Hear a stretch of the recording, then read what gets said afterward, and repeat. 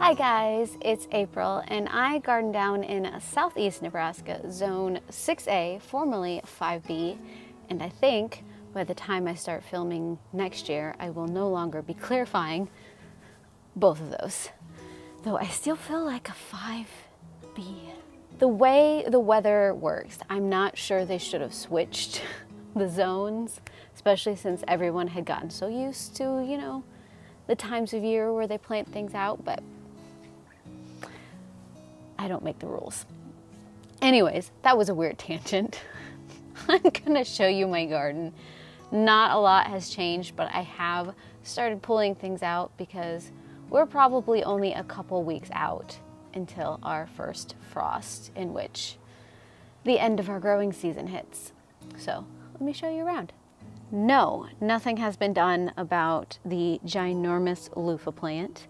I want to leave this on for as long as possible so that the loofah that are there can dry naturally on the vine, because I think that'll be easiest for my life. But my guess is as soon as I get that frost warning, that freeze warning, I'm going to be out here trying to find every single loofah known to man on my loofah plant, which right now is probably somewhere between, I don't know, 20 and 30 loofah.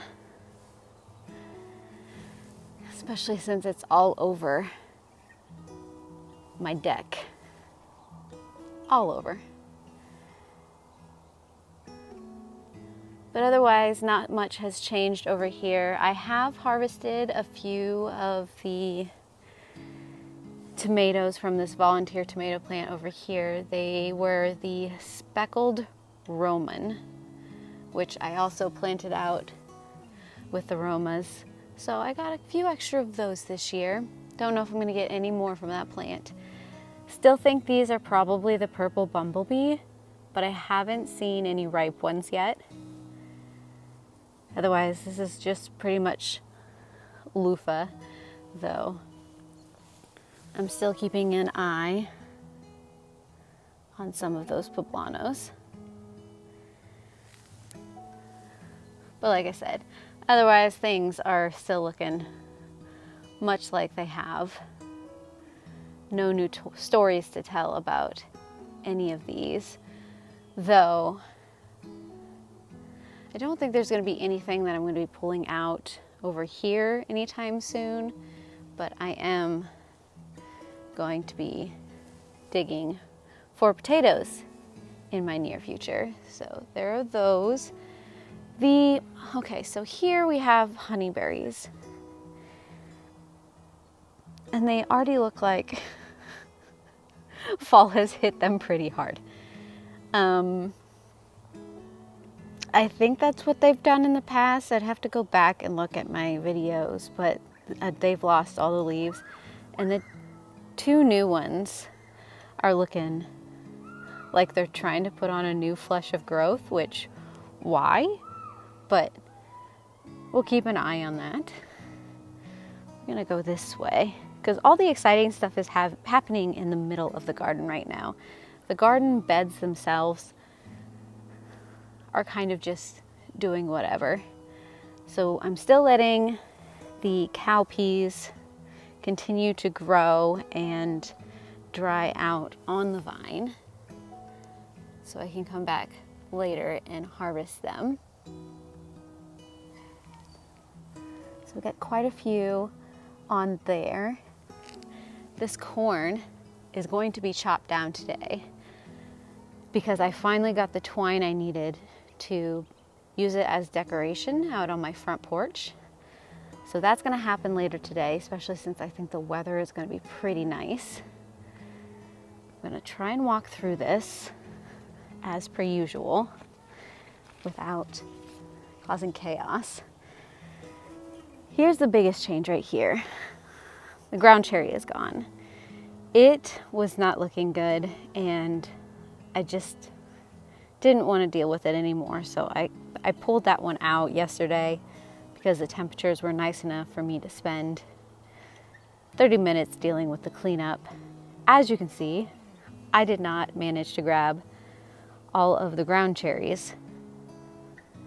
So I am probably going to be fighting volunteers next year in this spot, but I also don't know what I'm going to be planting here because this is the last year for the test plot, or at least the last year in which they're actually going to sort of manage what we put in here, which this year was the corn.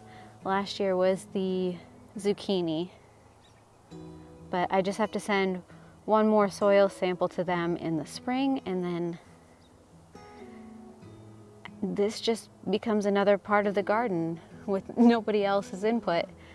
I don't know what I want to do with it. I really loved when I had like the pumpkin and the squashes in this area. It was perfect. But with how bad the squash bugs have been, I don't know if that's doable.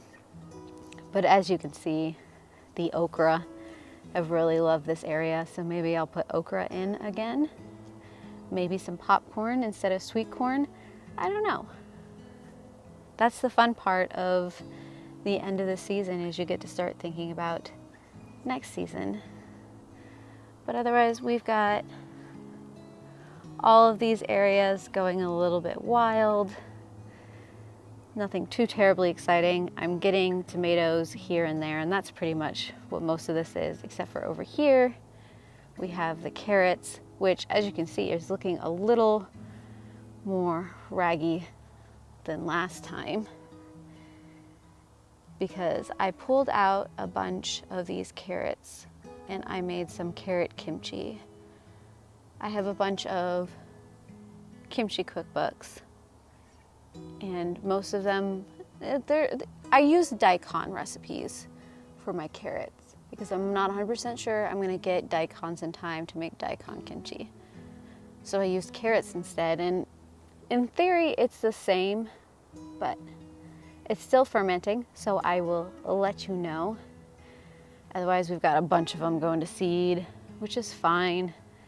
And then these dwarfs, which I'm gonna reevaluate my choice in dwarf plants. But these pepper plants are probably the best thing in this whole plot, besides the carrots right now, because these bell peppers, these sweet peppers, I don't know if you can see the one that's like clear back there, they are getting massive.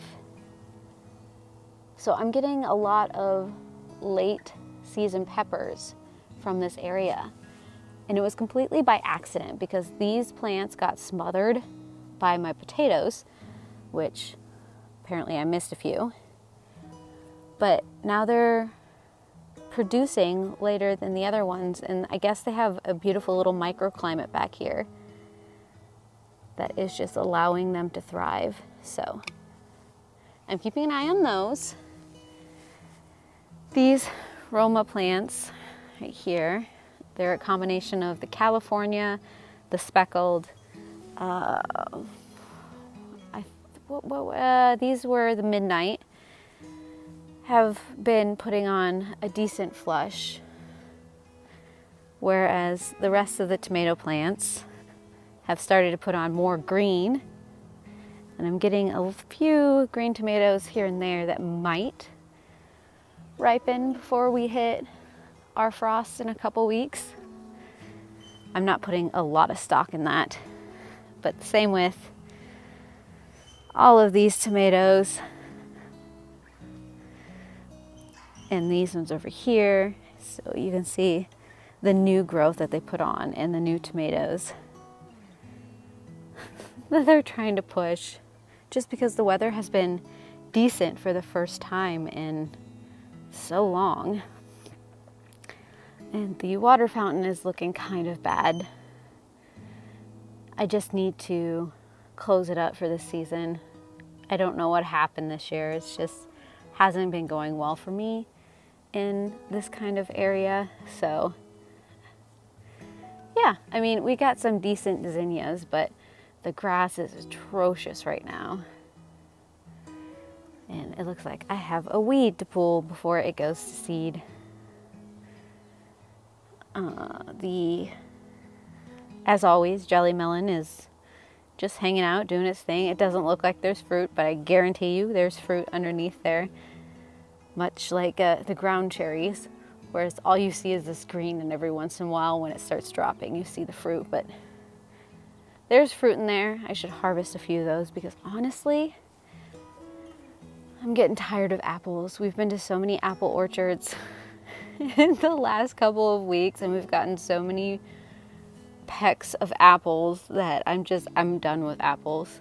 I got to the point where I started inventing dishes with apples. We had a scallop apple risotto the other day, which was actually pretty good when you balance the sweetness of the apples. But I'm like, I need to get rid of these. I'm tired of eating them. Which is kind of what happened with the tomatoes, which is why there's a whole bunch of tomatoes on here that I'm just like, I don't have anything to do with them and I don't feel like eating them. So here they are. Otherwise, I can show you the daikons. They are getting their true leaves. I had to use the old potato stalks as mulch because what has been eating the tops and destroying this bed has not been roly-polies. It's actually been a neighbor cat. And he has been chewing the tops and digging holes in this bed. So hopefully this should stop most of the damage, but this whole variety may not make it, which I believe, oh my gosh, because that on the end is the Bravo. I think this is the Mini Mac, but I don't remember what this one is. I'll have to go back and look. But otherwise, I haven't been really paying attention to this bed a whole lot because I went through and I harvested everything that wasn't busted by bugs or by sun scald. And there might be another flush in there at some point, but right now I'm calling it for that bed. But this bed I should probably do one more walkthrough of at some point to get some of those jalapenos and things. But I think these guys really liked this area. But that is the garden at I guess this is sort of the beginning of October. But here she is. So as I keep mentioning, this is the time of year where I'm going to start pulling things out, or at least cutting things down, so that when the frost hits, I'm not overwhelmed with trying to clean all of this up. I've probably got 2, if I'm lucky, 3 more garden tours before all of this is gone. So I'm enjoying it while I can, especially since the weather has been perfect for being out here. This is the weather I like, somewhere between 50 and 75. That's where I exist in life. That is a mouse. Oh, okay. I'm gonna have to keep my eye on that. We might have to relocate him. Sorry, getting distracted by field mice. It's one of the downfalls of doing things organically is things live in your garden, which is both good and sometimes not so good. I mean, as long as it doesn't get inside the house, I should be fine. And it doesn't start eating things that I don't want it to eat. But this is why I actually let the neighbor cats in my garden, because I want them to chase those things out. Sorry, tangent. Anyways, if you want to keep following me on my gardening journey, subscribe down below, hit the bell, do all the things to get all of the notifications. I also have an Instagram and Threads account where I post what I'm doing with the harvest, what I'm harvesting, and that kind of stuff. So feel free to follow me over there. I'm gonna let you go because I feel like I'm just gonna keep on rambling because I need coffee. So I hope hope I'll see you again in another video, and I heart your beautiful faces. Bye.